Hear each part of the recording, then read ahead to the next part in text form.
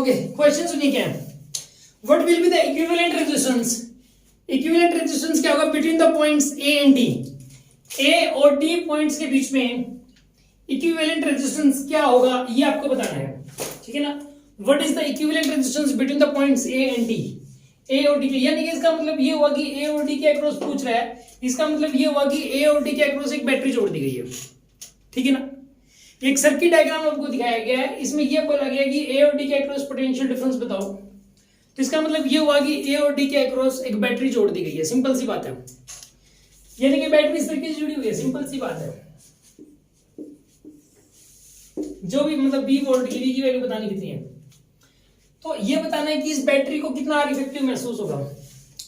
इस बैटरी को are effective कितना आर इफेक्टिव मतलब इस पूरे सिस्टम को हटा के कितना रेजिस्टेंस लगाएं कि वो अकेला रेजिस्टेंस वैसा ही बिहेव करे जैसा कि ये पूरा का पूरा ये सर्किट ऑफ रेजिस्टेंस ये जो पूरा का पूरा सिस्टम बिहेव कर रहा है वो अकेला वैसा काम करे जैसे ये इतने सारे रेजिस्टेंस मिलके जो कर रहे हैं. ठीक है ना. ये बताना है आपको. इसमें जो स्टूडेंट कंफ्यूजन में आता है ना वो इसमें है मतलब जो है ना एक तो ये वाला रेजिस्टेंस इसकी वजह से कंफ्यूजन में आता है. क्या करें ये सीरीज में आके पैरेलल में है ना. एक इसकी वजह से कंफ्यूजन में आता है ना. क्या कोई बताएगा इस क्वेश्चन को कैसे करें. कोई भी स्टूडेंट कैसे कोई बताएगा कैसे करें इस क्वेश्चन को.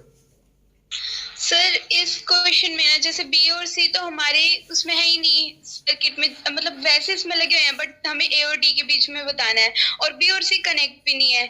तो हम इन दोनों रेजिस्टेंस को अगर छोड़ देंगे तो फिर बीच में 10 ओम सीरीज में आ जाएंगे और ये साथ वाले भी सीरीज में आ जाएंगे. तो इससे ये पैरेलल में जाएंगे. 10 इनका इफेक्टिव आ गया और 10 30 हो गया. तो इसका आंसर 30 हो जाएगा.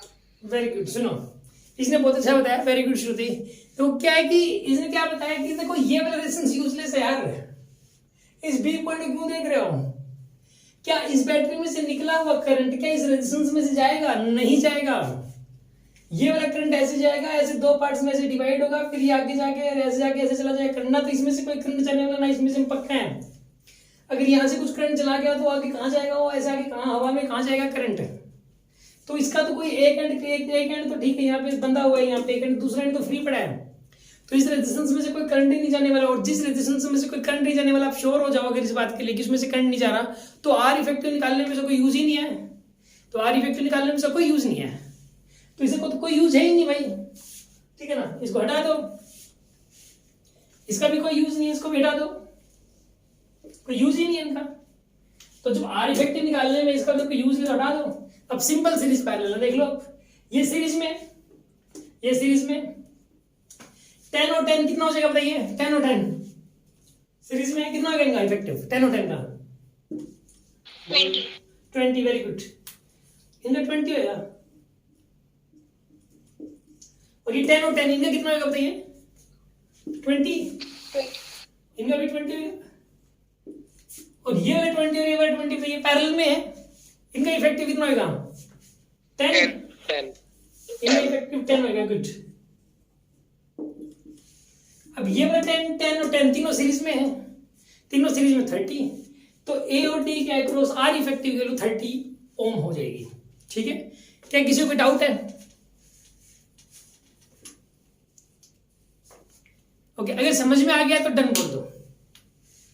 Done sir. Done sir. Okay good. Done sir.